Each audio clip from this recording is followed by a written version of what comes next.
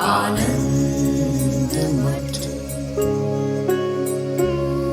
आनंद मठ और ऋषियों की अनमोल धरोहर को संजोएं।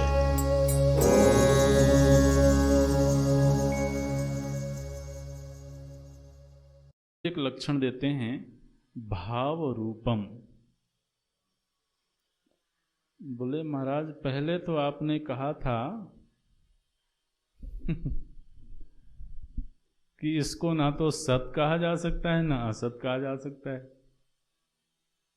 अब आप क्या लक्षण दे रहे हो? भाव रूपम। भाव रूपम का अर्थ जानते हैं ना आप? भाव माने होना, किसी चीज का होना।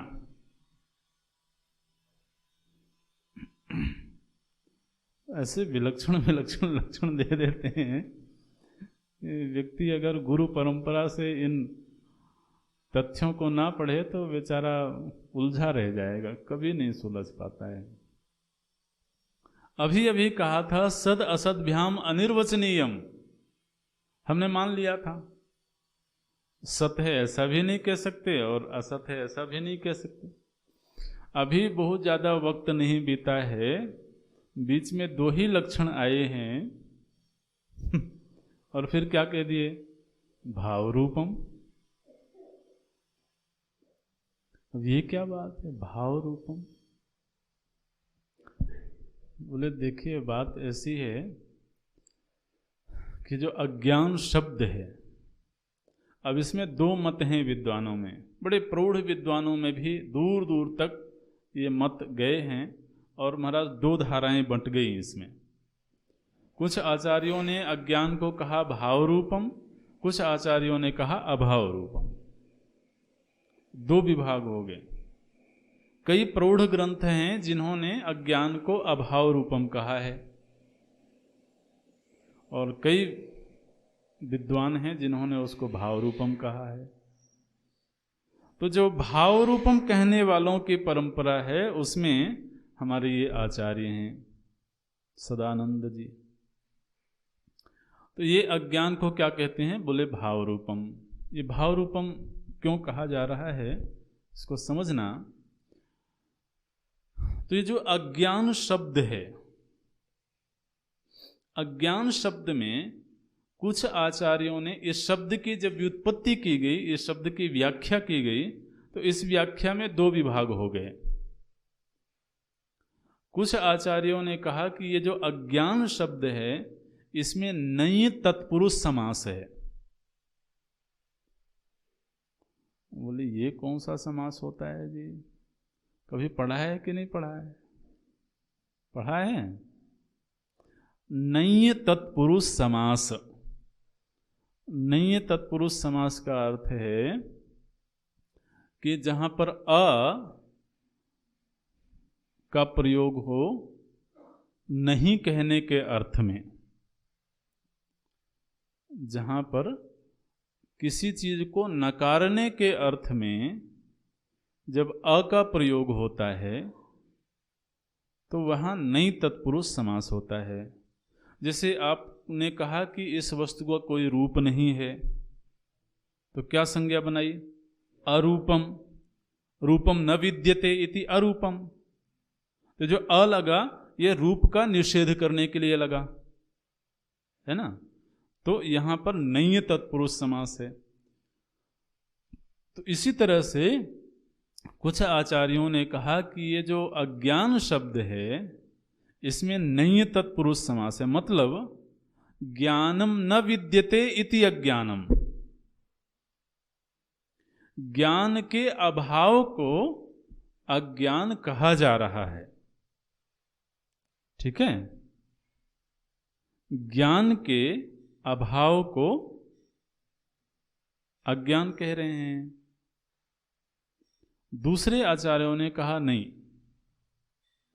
अज्ञान नाम की एक वस्तु है। तो जो अज्ञान शब्द है इसमें नई तत्पुरुष समास नहीं है, बल्कि ये एक संज्ञा है। संज्ञा माने नाम। तो नाम उसी का होगा जिसका कोई रूप हो, रूप का ही नाम होगा ना। तो एक रूप है जिसका नाम है अज्ञान। माने अज्ञान नाम की एक चीज है, तो है, नाम क्या है उसका? बोले उसका नाम अज्ञान है। दूसरे आचार्यों ने कहा कि नहीं, अज्ञान कोई वस्तु नहीं है, केवल ज्ञान के अभाव को ही ज्ञान की अनुपस्थिति की वजह से अज्ञान की प्रतीति हो रही है। जैसे आप कहते हो कि यहां पर मानो कि अंधेरा है, तो आपने क्या कहा? बोले प्रकाश के अभाव को अंधकार बोलते हैं। यही कहते हैं ना, वैज्ञानिकों ने भी यही सिद्ध किया। किसी ने कहा कि अंधकार नाम की कोई वस्तु है? प्रकाश के अभाव में अंधकार की प्रतीति हो रही है, और प्रकाश जैसे ही आया अंधेरा गायब हो गया। अब क्या प्रकाश ने आकर के अंधेरे के साथ झगड़ा किया, फिर उसको झगड़ा करके भगाया? अगर तो अंधेरा कोई चीज होती, कोई वस्तु होती, तो प्रकाश को आकर के उसके साथ पहले दो दो हाथ करना पड़ता, क्योंकि प्रकाश भी भाव रूप है और अंधकार भी भाव रूप है। तो दो भाव रूप वस्तुएं तो पहले एक दूसरे से झगड़ा करें, तब जो प्रबल पड़े वो दूसरे को निपटा दे। तो यहां पर तो अंधेरा कोई वस्तु नहीं है, बल्कि केवल प्रकाश का अभाव है, जिससे अंधेरे की प्रतीति हो रही है। ठीक है, लेकिन कोई विचारक कहे कि नहीं, अंधेरा अगर नहीं होता, आपने कहा कि अंधेरा कोई वस्तु नहीं है, मैंने मान लिया, लेकिन अगर अंधेरा नहीं होता तो मैं लड़खड़ा के गिरता क्यों? अगर अंधेरा नहीं होता, माने अंधेरे नाम की कोई चीज नहीं होती, तो महाराज दुनिया में इतना उपद्रव होता है, चोरियां होती हैं। तो आप कहते हो कि एक चीज नहीं है, और जो चीज नहीं है उसकी वजह से चोरी हो रही है। आप ये कह रहे हो ना। आप पढ़ क्यों नहीं पा रहे हो? मानो कि अंधेरा हो, गहरा अंधेरा हो, कोई कहे कि भाई पढ़ो, क्या कर रहे हो बैठे बैठे? बोले नहीं, कैसे पढ़ूं? क्यों नहीं पढ़ रहे हो? बोले अंधेरा है। क्या चीज है अंधेरा? बोले कोई चीज नहीं है। अरे तो जो चीज नहीं है, उस नहीं होने वाली चीज की वजह से तुम पढ़ नहीं पा रहे हो। अब आप क्या बोलोगे? बोले क्या बोले? तो जो अज्ञान नहीं है, उस अज्ञान की वजह से संसरण हो रहा है। ये कोई लॉजिकल बात है? कोई तर्क सम्मत बात है? जो चीज है ही नहीं, वो कैसे किसी को परेशान करेगी?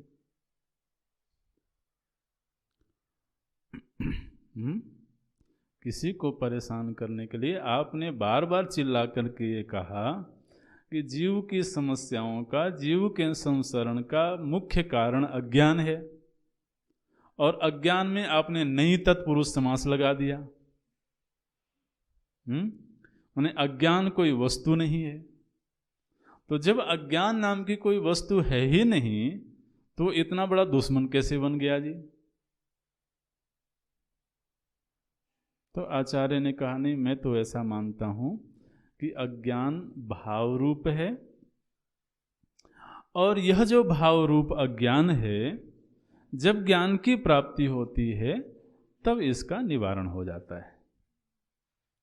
लेकिन जब तक ज्ञान की प्राप्ति नहीं हुई है, तब तक आप ये मत कहो कि अज्ञान नाम की कोई वस्तु नहीं है।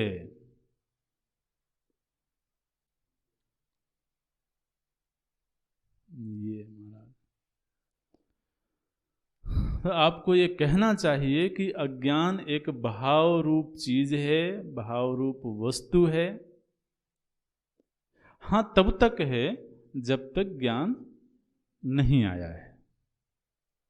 लेकिन आप ये कह रहे हो कि अभी ज्ञान भी नहीं है। जब तक ज्ञान नहीं आया है तो ज्ञान नहीं है, ठीक बात है।